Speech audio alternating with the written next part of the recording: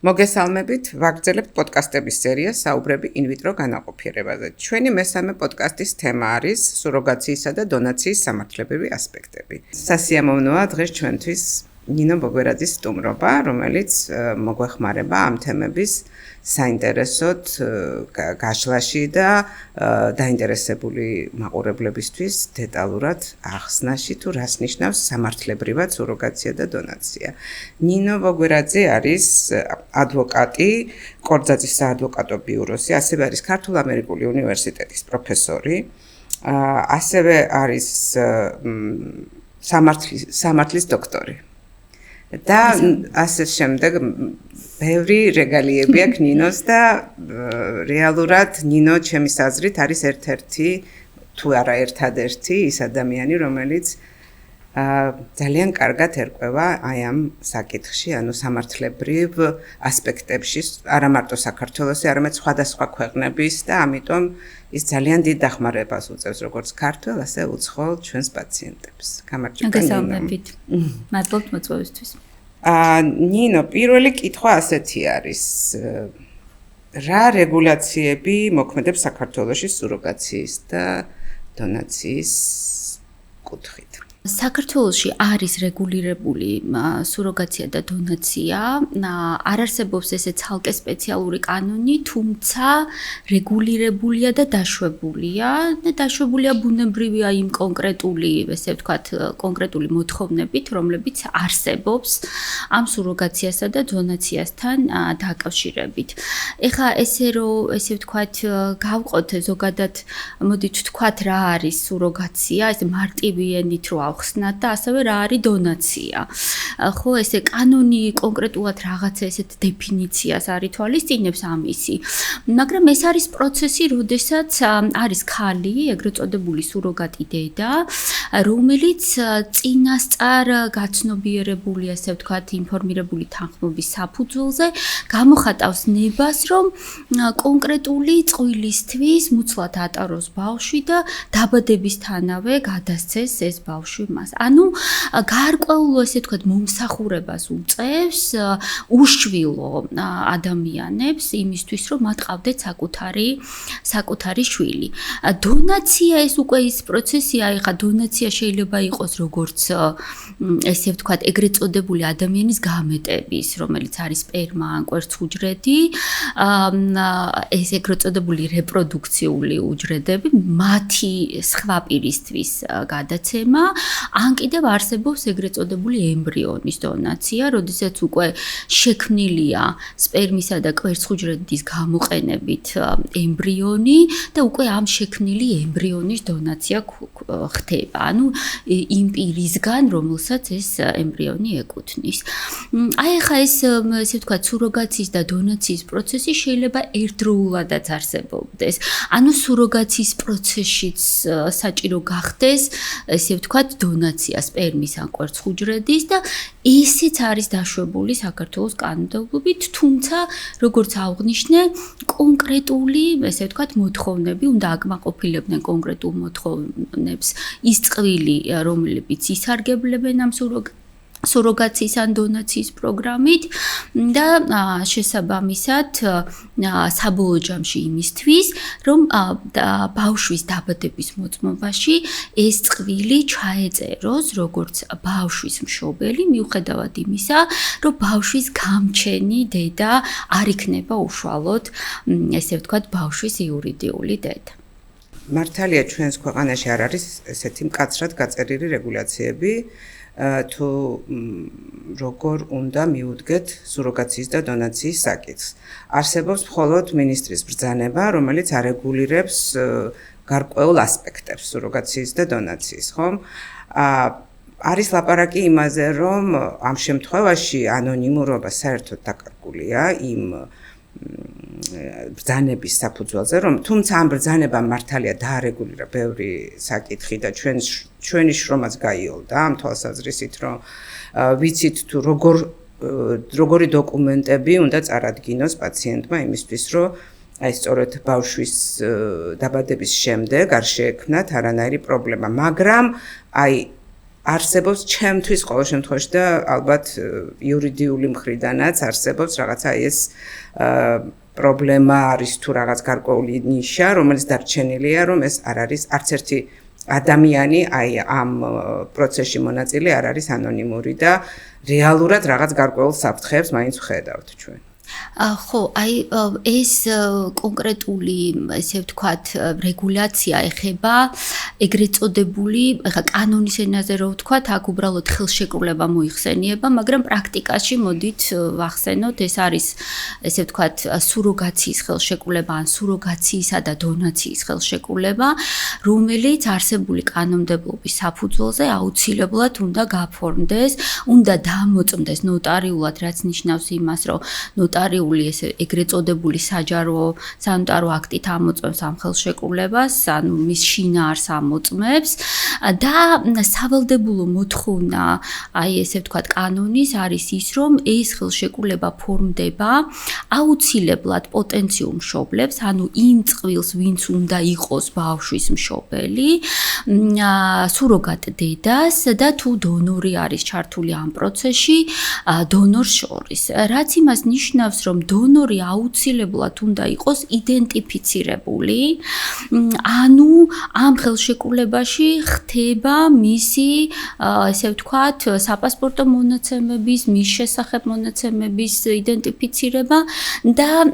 აქედან გამომდინარე საქართველოს კანონმდებლობით დონაცია ვერ იქნება ანონიმური. რაც სუროგაციის შემთხვევაში. აუცილებლად, მხოლოდ სუროგაციის შემთხვევაში, იმიტომ რომ ეს უკავშირდება მხოლოდ იმ ხელშეკრულებას, რომელიც სანოტარო წესით უნდა დამოწმდეს. ამგვარი ხელშეკრულების არსებობა არ მოითხოვება ისეთ შემთხვევებში, როდესაც ჩვეულებრივად მხოლოდ in vitro განაყოფიერებასთან გვაქვს საქმე და ამ გზით ხდება, ესე ვთქვათ, უშუალოდ დედა აჩენს, მოდით ესე ვთქვათ, ბავშვს, თუნდაც ესე ვთქვათ, დონორის გამოყენების შემთხვევაში და აქედან გამომდინარე ჩვეულებრივ დონაცია თუ წარმოებს არა სუროგაციის, არამედ ჩვეულებრივად სხვა გზით, როდესაც აქ მნიშვნელობა აქვს, ვინ არის ბავშვის გამჩენი. ბავშვის გამჩენი თუ არის სუროგატი დედა, მაშინ დონორი ვერ იქნება ანონიმური. ხოლო ბავშვის გამჩენი თუ არის ის დედა, რომელიც რეალურად დედა, რომელიც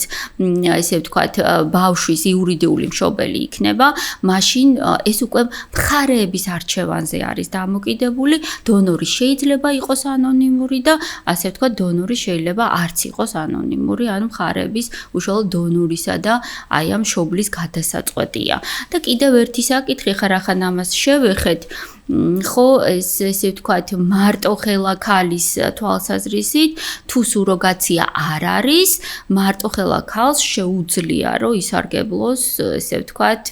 დონაციით და ისე გააჩინოს ბავშვი, თუ მისი გამჩენი თავად იქნება, ანუ სუროგაციის პროგრამით არ სარგებლობს, მაგრამ სუროგაციის შემთხვევაში სუროგაციით სარგებლობა, ჩემი აზრით სამწუხაროდ შეუძლიათ მხოლოდ წყვილს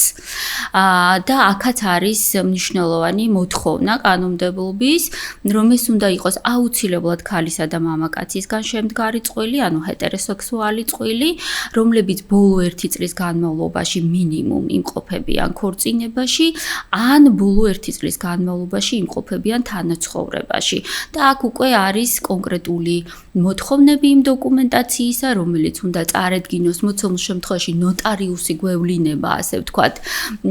იმ უფლებამოსილ პირად, რომელიც ამოწმებს ამ დოკუმენტებს, იმიტომ რომ ვახსენებ ის ხელშეკრულება, რომელიც სანოტარო წესით უნდა გაფორმდეს და აი იმისთვის, რომ ნოტარიუსმა ეს ხელშეკრულება გააფორმოს, მას უნდა წარედგინოს ისეთი დოკუმენტი, რომელიც დაადასტურებს ან რამდენად, ესე ვთქვათ, ეს წყვილი რამდენად, ამ წყვილს რამდენად შეუძლია ისარგებლოს სუროგაციით და უკვე ესე ვთქვათ, ეს ხელშეკრულების სანოტარო დამოწმება ხდება. მე როგორც კლინიკის წარმომადგენელი და სამედიცინო ხრის წარმომადგენელი, ვთვლი, რომ ნებისმიერი რეგულაცია, რომელიც არის კარგად გაწერილი და მას შეგვიძლია რომ მივწდიოთ ისე, რომ პაციენტისთვის კომფორტული სამედიცინო მომსახურება გავწიოთ, მე მაშინ არის ძალიან კარგი და ძალიან დიდი დახმარება არის ჩვენთვის. მაგრამ მაქვს აი ესეთი კითხვა, როგორც იურიდიული მხარის წარმომადგენლის. ჯერ ერთი არ მიმაჩნია, რომ სწორია ის შეზღუდვა, რომ მარტოხელა ქალს არ აქვს უფლება, რომ სუროგაციით გააჩინოს ბავშვი. და ჩდება მეორე კითხვა. მამაკაც საერთოდ მარტოხელა მამაკაც, რომელსაც აქვს სურვილი რომ შვილი ყავდეს, საერთოდ არ აქვს ამის შესაძლებლობა,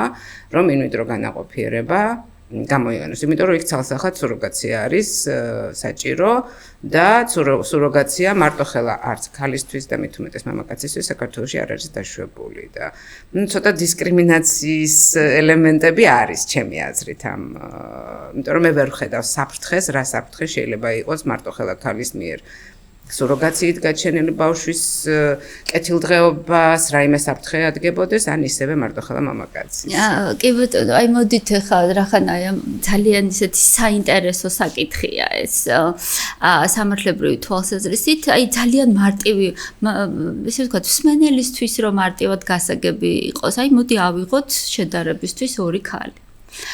ერთ ქალს მაგალითად აი მე რეალურ მაგალითებს ვიტყვი რომლებიც ჩემი კლიენტები ყოფილან და მე ამ ადამიანების განცდები და ემოციები ვიცი. აი ქალმა რომელმაც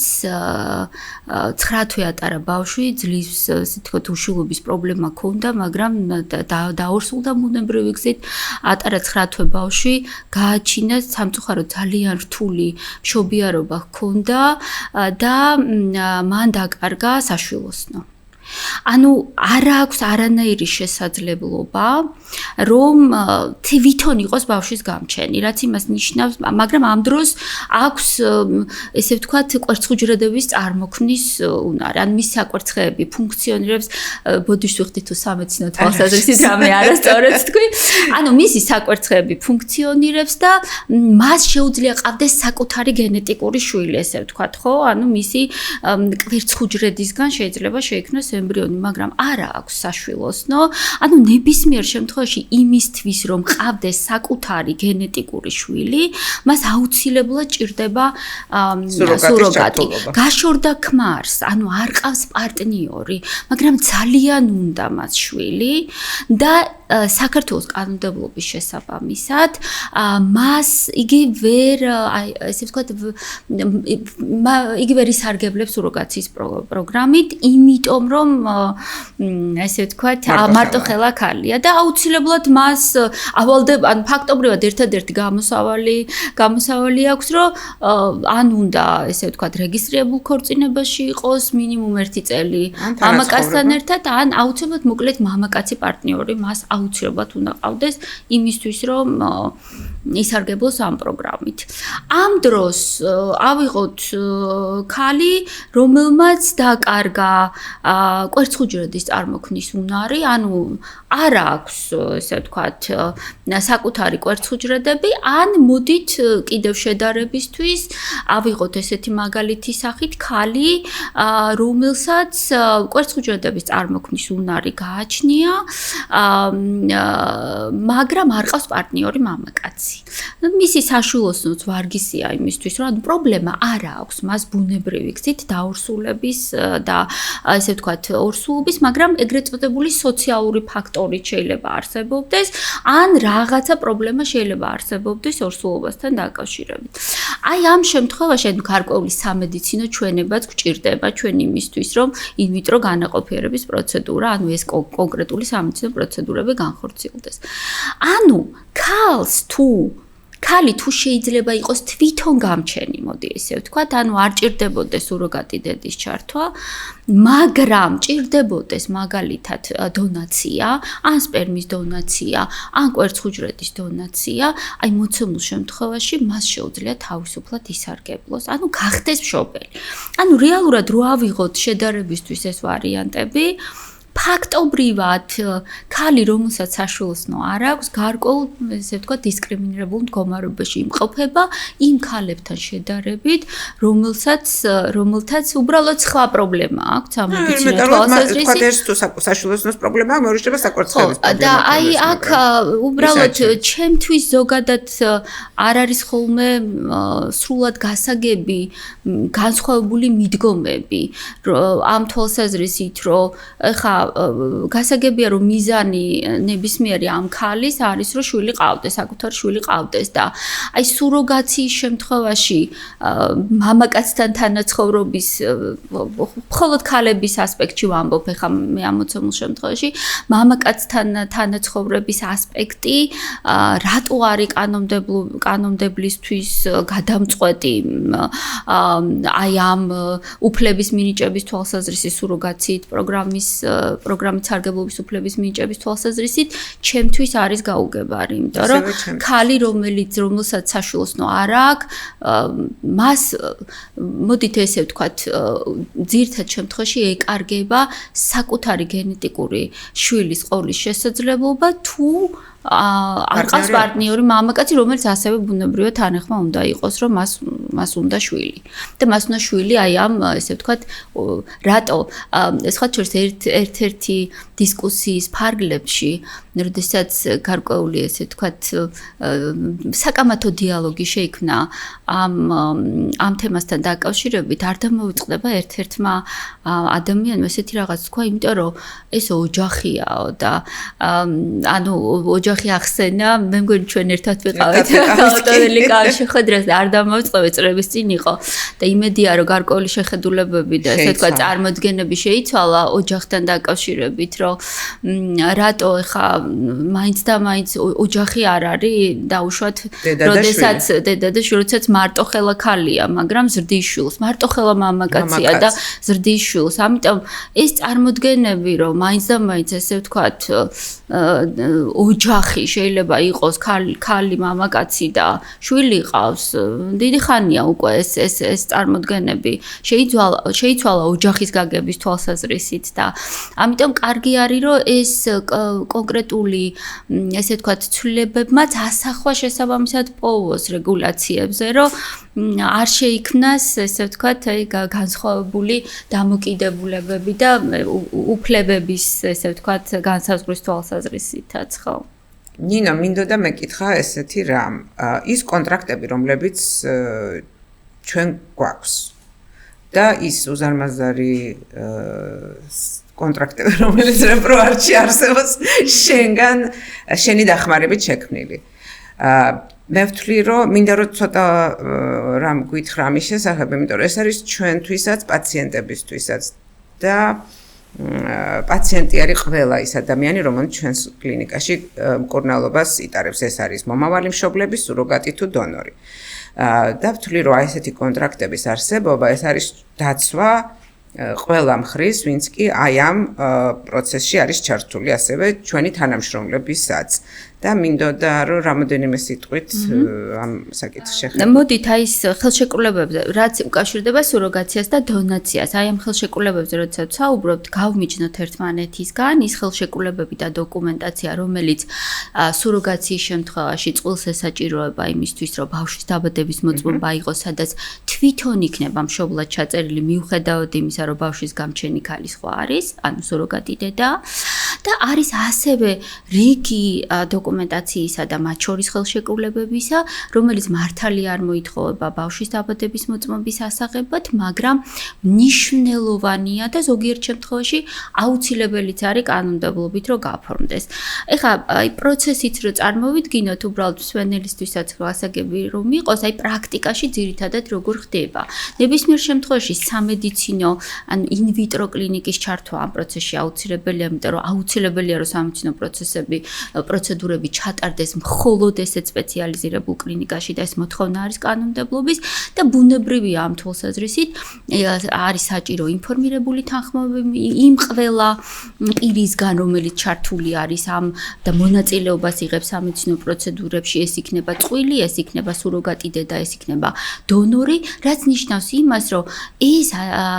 პირები როგორც პაციენტები არიან ინფორმირებული სამედიცინო თვალსაზრისით ამ პროცედურების არსზე არიან ინფორმირებული იმ რისკებზე რომელიც შეიძლება დაადგეს ამ პროცედურების შედეგად და ასევე ხელშეკრულება სამედიცინო მომსახურების შესახებ რომელიც ფორმდება კონკრეტულად იმ მომსახურებებზე რომელიც სჭირდება ამ კონკრეტულ წვირს ეს იქნება ინვიტრო განაყოფიერება ეს იქნება ემბრიონის გადატანა ეს იქნება კვერცხუჯრედის ასპირაცია თუ მთელი რიგი ესე ვთქვათ პროცედურები რომელიც შეიძლება დააჭირდეს კონკრეტულ პაციენტს და ეს არის მნიშვნელოვანი ანუ პაციენტს კარგად უნდა კონდეს გაცნობიერებული არა მხოლოდ ფინანსური ესე ვთქვათ საკითხები რომელიც ამ პროცედურებს უკავშირდება არამედ მთელი რიგი უნდა იცოდეს რა არის ეს სამედიცინო პროცედურა და უნდა ჰქონდეს გააზრებული ის რისკები რომელიც არსებობს ხო ეს არ ეხება მარტო ამას ბუნებრივია ეს ნებისმიერი სამედიცინო მომსახურების დაწყების წინაპირობა ასევე არის ხელშეკრულება ხშირ შემთხვევაში იყენებენ ხოლმე ეგრეთ წოდებულ სააგენტოებს წყვილები პოტენციური მშობლები იმისთვის რომ მათ ესე ვთქვათ მოძებნონ და შეარჩიონ მათთვის სასურველი დონორი იქნება ეს თუ სუროგატი დედა იქნება ხო ეს სააგენტოები ისეთი ორგანიზაციები არიან რომელთაც აქვთ თავიანთი ეგრეთ წოდებული ბაზა სუროგატი დედებისა და დონორების თავად დონორებს და სუროგატ დედებსაც აქვს შესაძლებლობა რომ შესაბამისი კონტრაქტები გააფორმონ ამ სააგენტოებთან მათთვის მისაღები პირობებით ბუნებრივია ეს უნდა იყოს ორმხრივი თანამშრომლობის შედეგი და შესაბამისად უკვე მეორე მხრივ წყვილებს აქვს შესაძლებლობა პოტენციურ მშობლებს სუროგაციის შემთხვევაში ან იგივე მარტოხელა ქალებსაც მხოლოდ დონაციის შემთხვევაში რომ შეარჩიონ მათთვის სასურველი დონორი და სუროგატი დედა. ხა კანონმდებლობა კონკრეტულ მოთხოვნებს ხა გასაგებია რომ აუცილებლად სრულწლოვანი პირი უნდა იყოს და მას უნდა ჰქონდეს ესე ვთქვათ იმის შესაძლებლობა და უნარი რომ მიიღოს გადაწყვეტილებები ხო და გააფორმოს ხელშეკრულებები თუმცა რაიმე ესე ვთქვათ სპეციალურ მოთხოვნას კანონმდებლობა დონორებთან ან სუროგატებთან მიმართებით არ ითვალისწინებს რაც სამწუხაროც არის იმიტომ რომ არსებობს მთელი რიგი საკითხები რომელიც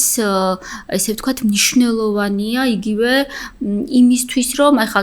კანონით სავალდებულოა ბუნებრივია რომ მაგალითად ინფორმირებული თანხმობა უნდა არსებობდეს სუროგატი დედისგან და ასევე დონორისგან ხო იმიტომ რომ მთელი რიგი მაგალითად სამედიცინო რისკებია რომელიც შეიძლება დაკავშირებული იქნას კვერცხუჯრედის ამოღებასთან ან დაკავშირებული ორსულობა მშობიარობა თავისთავად გასაგებია ხო ახლა ამას რაიმე განსაკუთრებული სამედიცინო განათლება არ ჭირდება რომ ნებისმიერისთვის გასაგებია რომ თავად ორსულობისა და მშობიარობის ფაქტი არის მთელი რიგი რისკ ფაქტორები. ამას გარდა სამედიცინო რისკ ფაქტორებისა სუროგატის შემთხვევაში და იგივე დონორის შემთხვევაშიც რომ არ არის ეს ზოგადად ფსიქოლოგიურად მარტივი პროცესი რომ გადაწყვეტილება მიიღო რომ გინდა მომსახურების განხორციელება. ერთია გადაწყვეტილების მიღება მაგრამ მეორეა რამდენად არის ინფორმირებული შენის გადაწყვეტილება და რამდენად ფსიქოლოგიურად მზად არის სუროგატი დედა ან დონორი იმისთვის რომ ეს მომსახურება განახორციელოს ხო აი მაგალითისთვის კანონმდებლობა არ ითვალისწინებს მოთხოვნას სუროგატ დედასთან მიმართებით რომ სუროგატმა დედას მაგალითად რაიმე ფსიქოლოგიური შემოწმება ან რაღაც ესე ვთქვათ ფსიქოლოგთან კონსულტაცია სჭირდებოდეს ან არ ითვალისწინებს მოთხოვნას მაგალითად სუროგატ დედასთან მიმართებით რაც არის აი რამდენიმე ქვეყნის მაგალითი, რომ სუროგატ დედას აუცილებლად თავისი ადვოკატი უნდა ყავდეს ამ პროცესში და ხშირ შემთხვევაში პოტენციური მშობლები, ესე ვთქვათ, ფარავენ ამ ადვოკატის ხარჯებსაც, მაგრამ ის დამოუკიდებელი უნდა იყოს ის ადვოკატი. რატომ? იმიტომ რომ აი ამ პროცესში დაცული იყოს სუროგატი დედა. როგორც წესი, სუროგატ დედას ნაკლები ფინანსური შესაძლებლობები აქვს იმისთვის, რომ საკუთარი ადვოკატი ყავდეს და პოტენციური მშობლები უფრო მეტად, ესე ვთქვათ, დაცულები არიან იგივე თვალსაზრისით, იმიტომ რომ მათ აქვთ იმის შესაძლებლობა, რომ ადვოკატი აიყვანონ და შესაბამისად მათთვის სასურველი ხელშეკრულება გაკეთდეს. ნუ წესით ამ შემთხვევაში ნოტარიუსი ასრულებს ამ ფუნქციას, იმიტომ რომ რახან ეგრეთ წოდებული საჯარო აქტით ხდება ამ ნოტარიული ხელშეკრულების დაამოწმება ნოტარიუსის მხრიდან, ნოტარიუსი ესე ვთქვათ, უკითხავს ამ ხელშეკრულებას სუროგატ დედას და აი აქ იმის გარკვევაც უნდა მოხდეს, რამდენად გააცნობიერა მან ის პირობები ხელშეკრულების, რომელზედაც ხელს აწერს. თუმცა, რა ვიცი, ჩემი აზრით ეს მნიშვნელოვანია, რომ აი ეს რეგულაციები იყოს და აი მათ შორის მაგალითად არ არის, ეხლა ძალიან ბევრი საკითხია, ვცდილობ, რომ ძალიან ესე ვთქვათ, მოკლედ შევეხოთ მნიშვნელოვან თემებს, რომ აი მაგალითად არ გვაქვს მოთხოვნა სუროგატის დედის მიმართ, რომ მას აუცილებლად უნდა ყავდეს ან კონდეს ურსულობისა და მშობიარობის გამოცდილება, ან აუცილებლად ყავდეს საკუთარი შვილი. აი რატო შეიძლება ეხა ეს იყოს მნიშვნელოვანი, ხო? ეხა ურსულობა და მშობიარობა არის ძალიან ისეთი სპეციფიკური ალბათ მოვლენა ნებისმიერ ქალის ცხოვრებაში, რომლის გამოცდილება თუ არ გაქვს, ძალიან რთულია, რომ ესე ვთქვათ, წინასწარ იფიქრო იმაზე, რომ აი ამისთვის შეიძლება მზად იყოს ქალი და მით უმეტეს სუროგატი დედისთვის ამ გამოცდილების არსებობა ჩემი აზრით არის ძალიან მნიშვნელოვანი, იმიტომ რომ ამ პროცესს იგი გადის სხვისთვის. და სხვისთვის რო გაიაროს, გაცნობიერებული უნდა ჰქონდეს მას, რა არის ეს პროცესი. და იმ პირობებში, როდესაც კამდობა არ თორეს, აი მე ვიცი, რომ რამდენიმე კლინიკამ დაადგინა ეს პრაქტიკა, რომ თავად უწესებს, ესე ვთქვათ, სუროგაციის მსურველ ქალებს აი ამ გამოცდილების არსებობას. აი როგორ არის ეს საკითხი მაგალითად? რეპროვარტმა ჩვენი გარკვეული შიდა რეგულაციები დავადგინეთ, რაც ძალიან ხშირად არ მოსწონთ არც დონორებს და არც სუროგატებს, ვინაიდან მათ უწევთ დამატებითი რაღაც გარკვეულიანი ინფორმაციის მოძიება და მოტანა ჩვენთვის, ან რაღაც გარკვეული კვლევების ჩატარება, მაგრამ ყველაზე მნიშვნელოვანი ჩვენთვის რა არის, რომ ადამიანებს, რომელსაც არ ყავთ შვილი, ეს რაც შენ აღნიშნე, რომ არ ექნება სუროგატს და იგივე დონორსაც მზაობა, რომ ინფორმირებული თანხმობა განაცხადოს, მეორე ფაქტიც არსებობს, სამედიცინო კუთხით ჩვენ მათ რისკის ქვეშ მაინც ვაყენებთ, მათ უნდა იცოდნენ რა რისკი არის და შესაძლებელია მაგალითად საშვილოს უნდა დაკარგოს ქალმა, რომელსაც შვილი არ ყავს და მას თვითონ შეექმნას ის პრობლემა, რაშიც სხვას ეხმარება, რომ მას შეუქმნას ოჯახი, არაჩვეულებრივი დახმარება, არაჩვეულებრივი საქმეს აკეთებს, მაგრამ მას ასეთი ზიანი მაინც არ უნდა მიადგეს. ჩვენი აზრი ასეთია, ამიტომ ვცდილობთ, რომ აი ამ რეგულაციებს არ გადავუხვიოთ. ასევე დონორსაც შესაძლებელია დონორმას დაკარგოს საკვერცხე, როდესაც ის არის ასეთი საკმაოდ რთული სტიმულაციის პროცესის გავლის შემდეგ, მას შეიძლება ნებისმიერი რამ მოხდეს, ხო? ეს ხდება შესაძლებელია, თუმცა ძალიან იშვიათია ეს. ძალიან იშვიათია, მაგრამ მან უნდა იცოდეს, რომ ამის წინაშე დგას და თუ ქალს არ ყავს შვილი, კი ერთი საკვერცხის დაკარგვი არ ნიშნავს, რომ მას შვილი არ ეყოლება, მაგრამ საფრთხეები ექმნება უკვე მის შვილოსნობას. ამიტომ ჩვენ ვცდილობთ, რომ ასეთი უბრალოდ უარს ვეუბნებით. არ არის ის, რომ მას ინფორმირებულ თანხმობას ვიღებთ, მისგან არ ვიღებთ ინფორმირებულ თანხმობას, იმიტომ რომ ვიცით, რომ ხელ არის რისკი. უბრალოდ არ ვიყვანთ ესეთ სუროგატებს და დონორებს. ხო, აი, ამიტომ მიუხედავად იმისა, რომ არ არის ეს, ესე ვთქვათ, კანონმდებლობით მოთხოვნილი, კარგი არის, რომ ეს გათვალისწინებულია, იმიტომ რომ რეალურად ეს მნიშვნელოვანია ნებისმიერი ამ სუროგაციის პროცესში მონაწილე მხარისთვის. ეს იქნება პოტენციური მშობელი თუ ეს იქნება სუროგატი, ხო? და კიდევ ერთ რამეს გეტყვი, ესეც არა მხოლოდ სუროგაციას და დონაციას ეხება, ასევე არ არის ეს დარეგულირებული სამწუხაროდ ის რეგულაციები, რომლებიც შენც იყავი ჩართული ჩვენ რომ კანონ პროექტი გავამზადეთ და შემდეგ მისი განხილვა შეჩერდა, იმიტომ რომ სხვა ასპექტები დაედო, რომელიც სრულიად არ ეხებოდა იმ რეგულაციებს, რომლებიც ჩვენ შევქმნით, ძალიან მნიშვნელოვანი არის ასევე რომ იყოს განსაზღვრული მაგალითად რამდენი ემბრიონი შეიძლება რომ გადავიტანოთ სუროგატის საშუალოსნოში. ამჯერად სულ ოქრაძე ვილაპარაკოთ, რახან სუროგაციაზე ვსაუბრობთ, ხო? ჩვენ ვცდილობთ, თუმცა კანონი არ გვეხმარება ამაში, მაგრამ ვცდილობთ რომ პაციენტებს ავუხსნათ მომავალ მშობლებს რომ ერთი ემბრიონის, რომელიც გენეტიკურად არის შემოწმებული და არის ნორმალური ჯანმრთელი ემბრიონი, გადავიტანოთ ერთი ემბრიონი, ვინაიდან ხიფათი იმისა, რომ ტყუპი ორსულობის შემთხვევაში მოხდეს ნაადრევი მშობიარობა და რომ ბავშვებს შეექმნათ შემდგომში ჯანმრთელობის პრობლემები, ძალიან დიდია. მაგრამ ისეთი დიდი სურვილი არის მშობლების მხრიდან და რატომღაც ესეთი არასწორი მიდგომა არსებობს, რომ რაც მეტ ემბრიონს გადაიტან, მით მეტია შანსი ორსულობის, ეს მცდარია და მოთხოვნა მათი მხრიდან არის ხოლმე ის, რომ მათ სურთ ორი ემბრიონის გადატანა, რასაც ძალიან ვეწინააღმდეგებით. ასეთ შემთხვევაში ჩვენ ვცდილობთ, რომ უკვე მშობლებსაც და სუროგატედასაც მათ ინფორმირება მოვახდინოთ და უკვე რისკები, როდესაც მათთვის არის ცნობილი, მერე უბრალოდ უძლურები ვართ ჩვენ, რომ უარი უთხრათ ორი ემბრიონის გადატანაზე, მაგრამ ძალიან ხშირ შემთხვევაში ვცდილობთ და ვართ წარმატებული, რომ ერთი ემბრიონი. ხო, აი ეს საინტერესო არის, სხვათა შორის საინტერესო, მიუხედავად იმისა, რომ საერთოდ არ არის რეგულაცია, ასე ვთქვათ, არც რაოდენობაზე, ეს ფაქტობრივად არის მხარეთა შეთანხმებაზე დამოკიდებული, თუმცა აი ხშირ შემთხვევაში მე ხა პრაქტიკაში რა ხელშეკრულებებიც მინახავს, რამდენი ემბრიონი უნდა იქნას გადატანილი, მე ვსაუბრობ უშუალოდ სუროგატ დედასთან, რომელი ხელშეკრულებაც ფორმდება, თუმცა კლინიკასთან და სააგენტოებთან ძირითადად მან არის ხოლმე მაინც საუბარი ამ ემბრიონების რაოდენობაზე, მაგრამ ეს არა იმიტომ რომ კანონმდებლობა ითხოვს, არამედ უბრალოდ ესე ვთქვათ მხარეთა ორმხრივი შეთანხმების საფუძველზე. აი სხვათა შორის ესეთი პრაქტიკაში რამდენიმე წლის წინ ცოტა ასე თუ რომ გავხალისდეთ, ესეთი რაღაცაც შემემთხვა, რომ რაღაცა პრობლემა იყო, ესე ვთქვათ, დოკუმენტებთან დაკავშირებით, ამიტომ სასამართლოში მომიწია წარმომადგენლობა და სამედიცინო დოკუმენტაციას რო ჩავხედე, იქ ეწერა გარკვევით, რომ ერთი ემბრიონი იყო გადატანილი. და ამ დროს საქმე ეხებოდა ტყუპ ბავშვს, რომელიც გააჩინა სუროგატმა. და ესე ვთქვათ, მაშინ რა ამ კონკრეტულ სამედიცინო დაწესებულებას წარმომადგენდი და დამცხა. ესე ვთქვათ, გარდა იმისა, რომ ესე ვთქვათ,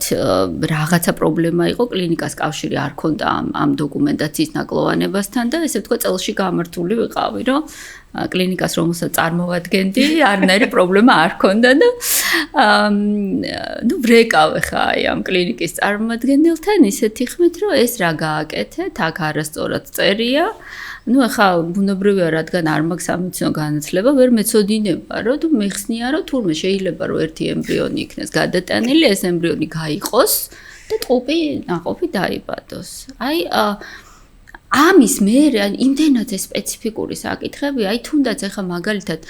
ჩვენ იურისტების სამართლებრივი რისკების თვალსაზრისითაც რო ვფიქრობთ, აი მაგალითად შეიძლება სუროგატი დედა დათანხმდეს სუროგაციულ მომსახურებას მხოლოდ იმ პირობით, რომ იგი არ არის თანახმა ტყუპ ნაყოფზე, აი აყენებს ესეთ პირობას, რომ მე არა ვარ თანახმა ტყუპ ნაყოფზე ორსულობის, ხო? ხა ვიღაცამ ხო უნდა აუხსნას და ეს ხო ხელშეკრულებაშიც უნდა ჩაიწეროს, რომ მიუხედავად იმისა, იმისა, რომ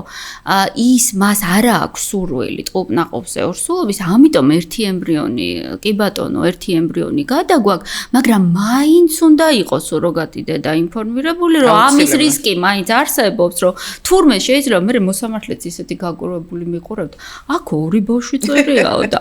აქ წერიაო, რომ ერთი ემბრიონიაო გადატანილია, ხო და ნუ აი ესეთ რაღაცები არის ნიუანსები, რომელიც ბუნებრივია იურისტებმა არ ვიცით. იციან შესაბამისმა სპეციალისტებმა, მაგრამ აი ხა იურისტის ჩართულობა რატო არის ხოლმე საჭირო ამ პროცესში, აი თქვენ ხელშეკრულებებიც რო ახსენეთ, ხო? რომ მაქსიმალურად ეს ხელშეკრულებები მოიცავდეს ძირითად საკითხებს, იმიტომ რომ ეს ძალიან მნიშვნელოვანია საკითხი ხა ის ხო არ არის ეს რაღაც ჩვეულებრივი მომსახურების ხელშეკრულება ხო არ არის აქ ძალიან მნიშვნელოვანია იმიტომ რომ საქმე გვაქვს საკითხი ეხება ბავშვის დაბადებას და მის ჯანმრთელობას რომელიც მნიშვნელოვანია ორსულობის პერიოდში სუროგატის ჯანმრთელობას ძალიან რა თქმა უნდა მე კიდევ უფრო საინტერესო რამეს მოგიყვებით გადავიტანეთ ორი ემბრიონი, ოღონდ ეს ბიოლოგიურ დედასთან და მოვიდა დედა ეხოზე და იყო 5 ნაყოფი. რა საინტერესო. ეს თქვენ ვერ წარმოგიდგენიათ იმ დღეს ჩვენ როგორი სტრესი გავიარეთ. ნუ სამწუხაროდ თუ საბედნიეროდ არ ვიცი, 3 ნაყოფმა გააჩერა განვითარება და ორი ჯანმრთელი ბავშვი დროული დაიბადა, მაგრამ ნუ თავიდან რო ვნახეთ ეს 5 სანაყოფი აპკი საშვილოსნოში, ნუ არ იყო 5 სანაყოფი აპკი ვიდღოები, ხა იყო 2, მაგრამ ისე 3, ნუ რა მოკლედ. ძალიან საინტერესოა. ხო, 2 იყო ერთ სანაყოფი აპკში და 3 იყო მეორეში და ნუ ძალიან ვინერვიულეთ, იმიტომ რომ წარმოიდგინე ხა 5 ბავშვი. ხო. ნუ ამიტომ აი, როდესაც საუბრობთ ხელშეკრულებებზე, როდესაც საუბრობთ რისკებზე და ინფორმირებას მოდით ხა ისიც არ გამოგვივიდეს, რომ რაღაცნაირად ხო, ეს არის იურისტებს განსაკუთრებით გვიყვარს ხოლმე რისკებზე ლაპარაკი. ანუ რისკებზე როცა საუბრობთ, რომ აი მინიმალური არსებობს რაღაცა ესე ვთქვათ, საგამონაკლისო შემთხვევები, რომელიც შეიძლება დადგეს. რაც იმას ნიშნავს, რომ უმრავლეს შემთხვევაში ესე არ არის, თუმცა თუ არსებობს იმის შესაძლებლობა, რომ რაღაც ესე ვთქვათ, პრობლემა შეიქმნას, ამ პრობლემს შესაძლო, ასე ვთქვათ, რისკის შესახებ აუცილებლად ნებისმიერი პირი უნდა იყოს ინფორმირებული. და რამდენადაც შეიძლება სამედიცინო მხრიდან იყოს გადაზღვეული ეს რო დაზღვეული იყოს და ერთი მნიშვნელოვანი საკითხი უბრალოდ ჩვენ არ ვახსენეთ ლიკა დასაწყისში და აუცილებლად რომ ხალხს არ აქვს ხოლმე გაზრებული, როცა საუბრობდით სუროგაციაზე, ეს აუცილებლად უნდა ვახსენოთ, რომ სუროგატ დედას ეხა არსებობს 2 ფორმა სუროგაციის, ხო? არის ეს ეგრეთ წოდებული გესტაციური და არის ეგრეთ წოდებული ტრადიციული სუროგაცია. აი ტრადიციულ სუროგაციას საქართველოს კანონმდებლობა არ უშვებს. ანუ არ უშვებს იმის შესაძლებლობას, რომ სუროგატი დედა იყოს იმავდროულად გენეტიკური მშობელი. სამედიცინო თვალსაზრისით ეს ნიშნავს იმას, რომ კვერცხუჯრედი არ აიღება სუროგატი დედის საკვერცხიდან. აუცილებლად ეს კვერცხუჯრედი ან უნდა იყოს უშუალოდ იმ დედის, რომელიც იურიდიული დედა იქნება, ან შეიძლება იყოს დონორის. მაგრამ აი გესტაციური სუროგაცია ეს ნიშნავს იმას, რომ ემბრიონი იქმნება, რომელიც შემდგომში უნდა გადავიდეს სუროგატი დედის საშვილოსნოში, ემბრიონი იქმნება ან პოტენციური დედის და პოტენციური მამის, ესე ვთქვათ, გამეტებით, სპერმით და კვერცხუჯრედით, ან დონორების მოცემულ შემთხვევაში, ხო? ანუ ერთი მშობელი შეიძლება იყოს მხოლოდ გენეტიკური მშობელი და მეორე მშობელი შეიძლება მიუხედავად იმისა, რომ გენეტიკური კავშირი შეიძლება არ ქონდეს ბავშვთან, მიუხედავად ამისა, მაინც ჩაეწერება იგი დაბადების მოწმობაში. ანუ სუროგატ დედა საქართველოს კანონმდებლობის შესაბამისად გენეტიკური ბმა, მიუხედავად იმისა, რომ 9 თვე მას ატარებს და მისი გამჩენია, გენეტიკური ბმა ამ ბავშვთან არ აქვს და კიდევ ერთი საკითხი, რომელიც არის ძალიან მნიშვნელოვანი, იმიტომ რომ განსხვავებულად შეიძლება იყოს რეგულირებული ეს იმ ქვეყნებშიც კი, სადაც შეიძლება დაშვებული იყოს სუროგაცია, ცალსახად, რასაც განსაზღვრავს საქართველოს კანონმდებლობა, რომ არც სუროგატ დედას და არც დონორს არ შეიძლება ჰქონდეთ მშობლის უფლებები. ანუ მათ რომც მოინდომონ, მოდი ესე ვთქვათ და გადაიფიქრონ და მოუნდეთ მშობლის უფლება ბავშვზე, ან მეორეობის ამ მსგავსი უფლებები, საქართველოს კანონმდებლობა მათ ამის უფლებას არ აძლევს. იმიტომ რომ საქართველოს კანონმდებლობით მხოლოდ პოტენციური მშობლები ესე ვთქვათ კანონში ესეთი სახელწოდება არ აქვთ, მაგრამ პრაქტიკაში დამკვიდრებული ტერმინით მხოლოდ პოტენციურ მშობლებს ექნებათ უფლება რომ ჩაეწერონ ბავშვის იურიდიულ მშობლებად და აი ხშირად ვეუბნები ხოლმე როდესაც ვხსნი, აი მაგალითად რო ავიღოთ დაბადების მოწმობა, ბავშვის დაბადების მოწმობა. ბავშვისა, რომელიც არის ბუნებრივი გზით, ესე ვთქვათ, გაჩენილი და დაბადებული და ბავშვის, რომელიც გაჩენილი არის სუროგატი დედის მიერ. ანუ აქ საუბრობთ, ესე ვთქვათ, როდესაც დოკუმენტები წესრიგშია და აი ამ თვალსაზრისით მოხდა ამის საფუძველზე მოხდა ბავშვის დაბადების მოწმობის გაცემა. ჩვენ ვერანაირ განსხვავებას ვერ ვიპოვეთ, იმიტომ რომ ამ დაბადების მოწმობაში არ ფიქსირდება, რომ ეს ბავშვი და სწორიც არის ბუნებრივი არჩეულება ეს იყოს, რომ როგორი გზით მოხდა ამ ბავშვის დაბადება და შესაბამისად ამ სუროგაციისა და დონაციის ფაქტი არსად ესე ვთქვათ აი ამ დაბადების მოწმობის არც ერთ გრაფაში არ არის ნახსენები, რაც არის სწორი. უფრო მეტიც თუ სუროგაცია არ არის და არის მხოლოდ დონაცია ან ინვიტრო განაყოფიერება, ანუ ნებისმიერ შემთხვევაში, როდესაც ბავშვის გამჩენი ქალი არის უშუალოდ ის დედა, რომელიც რეალურად დედა, მაშინ არანაირი საბუთის წარდგენა, ესე ვთქვათ, სამოქალაქო რეესტრში არ მოითხოვება იმისთვის, რომ ბავშვის დაბადების მოწმობა იქნას აღებული. ეს საჭიროა მხოლოდ სუროგაციის დროს. და ჩვენ როგორც სამედიცინო მხარის წარმომადგენელი, ასევე იურიდიული მხრიდანაც რო დავფიქრდეთ, პრინციპში ესეთი ტიპის დაბადების რეგისტრაცია იცავს ამ ბავშვისაც და მშობლების კონფიდენციალურობასაც, ხო? მათი ამ ბავშვის დაბადების გზა არ არის გამჟღავნებული, თუმცა არსებობს კონტრაქტი, სადაც ნოტარიუსთან დაგაფორმებული ხელშეკრულება, სადაც არის დონორიც, ნახსენების, სუროგატიც და მშობლებიც. თუმცა ხშირ შემთხვევაში სუროგატსა და მშობლებს შორის არის ძალიან კარგი ურთიერთობა და გქონია შემთხვევები, როდესაც ამ სუროგატის ბავშვებსაც კი მიხედეს უცხოელმა პაციენტებმა და მათი სწავლებაც კი დააფინანსეს უცხოეთში და ეს საკმაოდ ხშირი იყო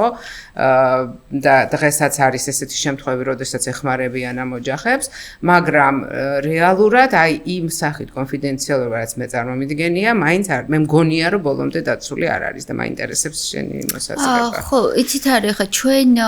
ეს საკითხი კონფიდენციალურობასთან დაკავშირებით რამე ესეთი გამოყოფილად არ არის. ერთ რამეს ვიტყვი რა, მშობლების ნებაზეა მხოლოდ დამოკიდებული ბავშვზე ცოდინება თუ არა, რა გზით არის ის დაბადებული, ხო? აბსოლუტურად ეს არის მხარეთა შეთანხმებაზე დამოკიდებული, თუმცა არსებობს კიდევ პერსონალური მონაცემების დაცვის კანონმდებლობაც, რომელიც ესე ვთქვათ სპეციფიკურად არეგულირებს ამ საკითხებს, იმიტომ რომ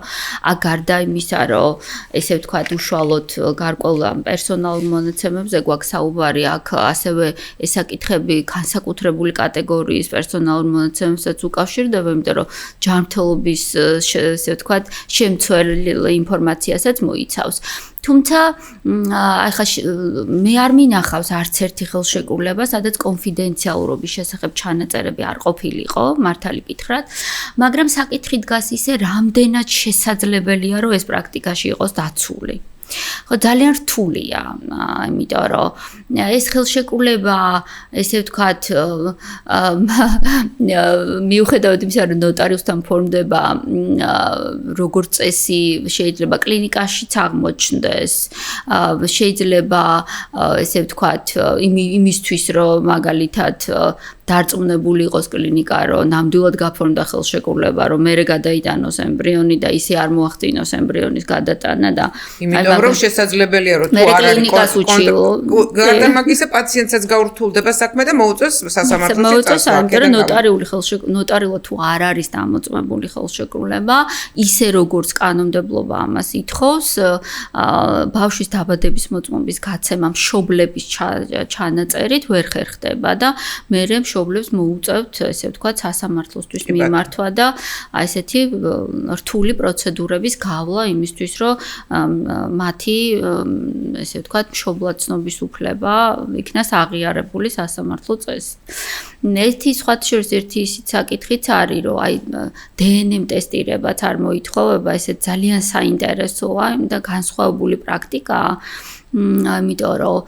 სამოქალაქო რეესტრი ისე გასცემს ბავშვის დაბადების მოწმობას სუროგაციის შემთხვევაში, რომ კანონმდებლობის მიხედვით ის ენდობა სამედიცინო დაწესებულების მიერ გაცემულ სამედიცინო დოკუმენტს, სადაც არის ასახული ინფორმაცია, როგორ მოხდა ემბრიონის შექმნა და შესაბამისად ვინ იღებს, ანუ რეალურად ვინ არის, ესე ვთქვათ, ამ ბავშვის გენეტიკური მშობელი. და ეს რაიმე განსაკუთრებული ტესტირების გავლა არ არის აუცილებელი, თუმცა ეს შეიძლება საჭირო გახდეს მხოლოდ არასაქართველოს მოქალაქეებისთვის, თუ პოტენციური მშობლები არ არიან საქართველოს მოქალაქეები და მათ სჭირდებათ მაგალითად ბავშვის სამგზავრო დოკუმენტის, პასპორტის მიღება რომელიმე ისეთი ქვეყნიდან, სადაც ძირითადად საელჩოები ითხოვენ ხოლმე როგორც წესი, აი მაგალითად ამერიკის საელჩო გამონაკლისია, მაგრამ როგორც წესი საელჩოები ითხოვენ დნმ-ის ტესტირების, ესე ვთქვათ, პასუხის წარდგენას, რომ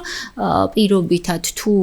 მაგალითად მხოლოდ კვერცხუჯრედის დონორი იყო გამოყენებული და მამის შესაბამისად ბიოლოგიური მასალა, მაშინ მხოლოდ მამასა და ბავშვის გენეტიკური კავშირის დამდგენი ტესტის წარდგენა იქნება აუცილებელი, თუ ორივე მშობელია შესაბამისად მშობლების, ხო? მაგრამ აი ეს განსხვავება